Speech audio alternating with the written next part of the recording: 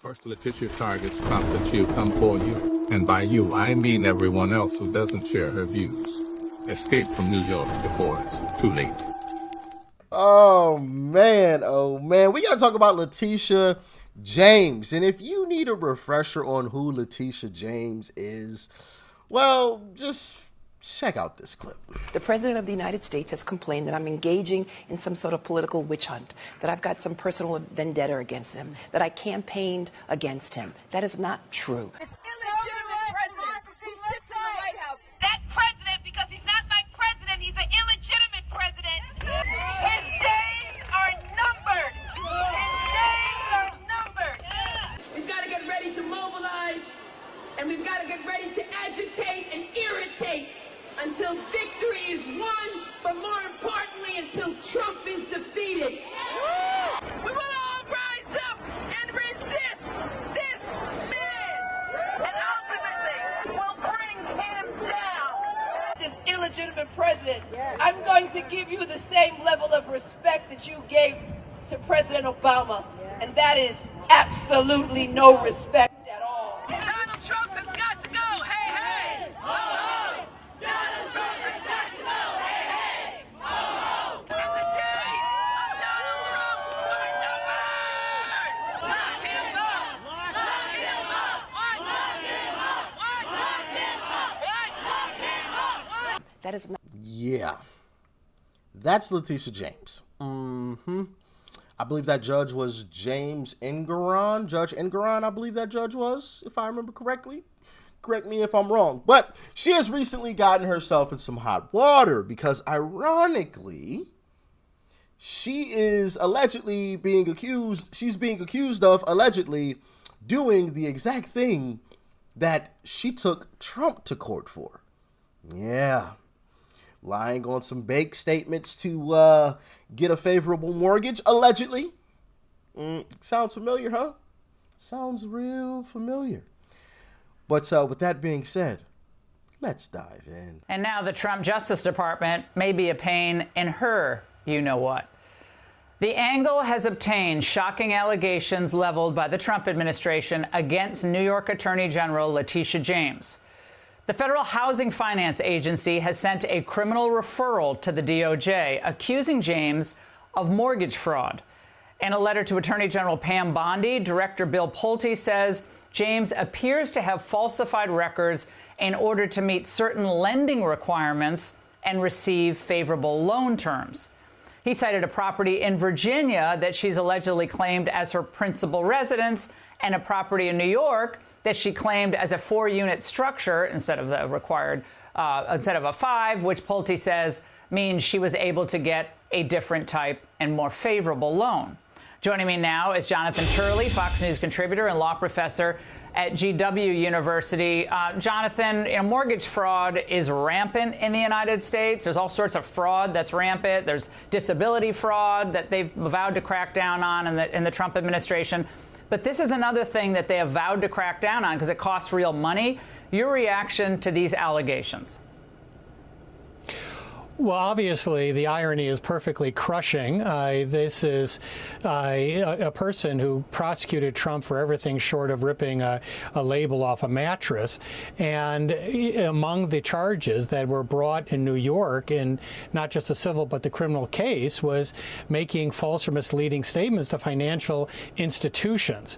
And one of these sections, Section 1014 of the federal code, is prosecuted. It took me about 60 seconds of a search to find cases that the Department of Justice brought against people who falsely claimed that property was their principal residence in order to get loans. So this is well-tread areas for the Justice Department. As for James, if we apply the Letitia James standard that she created, there'd be little question here this seems pretty straightforward. What the administration is saying is this was not her principal residence. In fact, as a New York elected official, she had to say that her principal residence was in New York. This was an out-of-state residence. But also, they claim that in some of these forms, she actually states that her father is her husband in order to file as a married couple. So there's a lot of those questions. And as you know, the Supreme Court just stated earlier in March in a case called Thompson that they want to see knowing false statements under sections like 1014, not just misleading statements. These are misleading statements. Either it's your principal residence or it's not. Or it's not. Either you're married to your father or he's your father. So they can this can satisfy the Thompson standard. Yeah, well, Jonathan, we reached out to the DOJ, and they have no comment on this referral. We also reached out to Attorney General James, who did not respond to us either. So, again, everyone wants the best interest rate you can get. I understand that. But, she's a lawyer. She knows that when you sign a mortgage application, that mortgage application, if you're borrowing money, if you're not borrowing money, nobody cares whether it's your principal residence, except, where you file your taxes. But she decided to state that that was her principal residence, knowing it was not her principal residence. I didn't even know she had property. I mean, I guess she had property in Virginia and she has rental or investment property in New York. That's fine. But in the New York matter, to get the favorable rate, the building could only have 4 units. But it looks like the entirety of this building, it had 5 units, meaning it was in violation of the actual loan agreement. And again, this is not a novel application of the law, Jonathan. As you stated during the persecution of Donald Trump, she was using all these novel applications of law to go after him. This isn't novel. This is a black and white issue. You either did or you didn't. Right, and this has been prosecuted in the past. Now, we have not heard her side of this, but these documents themselves are quite damning. It's hard to see how the residences listed were her principal residence. The business about her father is just bizarre. Now, I'll note that one of the things that Letitia James stressed in her case against Trump is that Trump had to review documents that were filed in his name. And so she dismissed the argument that this was something that Trump's people put together. She said he's ultimately responsible. So they allege that she gave a power of attorney in a couple of these instances, but according to her own standard, that's not enough.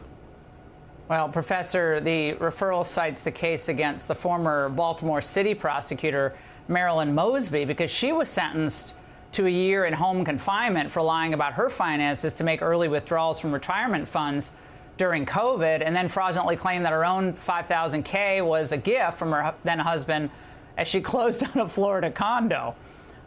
So the idea that again, this is just no one ever goes after politicians for these types of, which may seem like small amounts, and they add up. They do, and this is really for James, the very case that she most famously brought. She insisted that these technicalities matter and that the powerful should not be given a free pass. Well, that bill has come due in this case. She's going to have to deal with this filing. I'm honestly just not sure how you defend against this unless you say that these are fraudulent documents. Yeah, so Letitia James is absolutely cooked by her own standard, by the way. Her own standards are about to cook her. Her own. Because as you heard, she tried to say that she had power of attorney, but in the case against Trump, she said, well, that doesn't mean anything, right? It doesn't matter that you have somebody else handling your stuff. It all boils down to you. You are still responsible for your stuff. So that's not an excuse. And that's her own standard that she used, okay, in a court case that anybody could look up and see. So, yeah, man, I think she's going to go down for this. And I am going to be smiling ear to... Y'all remember that video of Joe Biden talking with Trump after Trump had won? and Joe Biden was like grinning ear to ear. I don't think I've ever seen Joe Biden smile that big. When Letitia James gets walked into a jail, I am going to be smiling from ear to ear. From ear to ear. I am going to be so happy to watch this go down.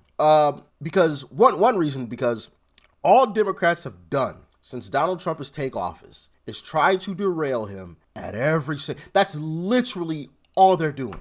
And if you don't believe me, here's a Democrat telling you that Democrat politicians are literally having meetings simply to talk about how they can derail Trump.